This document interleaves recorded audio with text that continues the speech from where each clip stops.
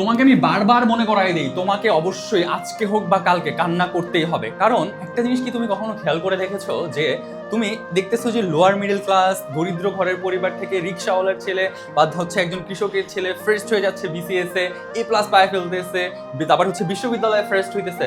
কিন্তু একটা জিনিস কি তুমি এটার পিছনে কখনো হাতায় দেখছো বা হচ্ছে কল্পনা করে দেখছো, এই যে স্টুডেন্টগুলো ফার্স্ট হইতেছে, সেকেন্ড হইতেছে, থার্ড হইতেছে, তাদের ড্রিম ফুলফিল করতেছে, এইটা করতেছে সেটা করতেছে, তুমিও তাদের মতো হওয়ার ট্রাই করতেছো বা হচ্ছে তাদের ওই পর্যায়ে যাওয়া ভাবতেছো।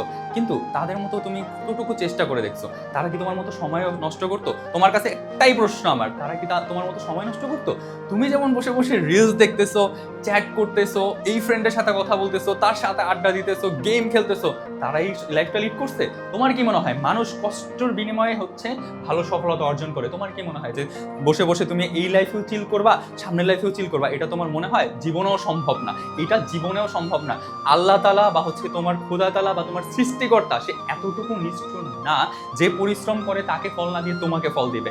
এরকম নিষ্ঠুর সে হয় না। তোমাকে যদি ভালো রেজাল্ট করতে হয়, তোমাকে অবশ্যই অবশ্যই সময় যে জিনিসটা আছে, সময়, এই সময়টাকে তোমার মূল্যায়ন করতেই হবে, তোমাকে গুরুত্ব দিতেই হবে। তুমি বিশ্বাস করো আর না করো, এই সময়কে তুমি গুরুত্ব দিবা না, তুমি একদিন না একদিন, আজকে হোক বা কালকে, তুমি কান্না করতে বাধ্য।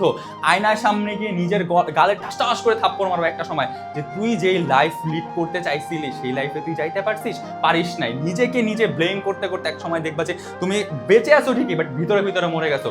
তোমার একটা ফ্রেন্ড দেখবা সে ভালো রেজাল্ট করে ফেলছে, তাকে দেখলে তোমার জ্বলতে জ্বলতে জ্বলতে জ্বলতে সারা জীবন তুমি মানে বেঁচে থেকে মরার মতো বাঁচবা। তুমি কি চাও? বেঁচে থেকে মরার মতো বাঁচতে চাও?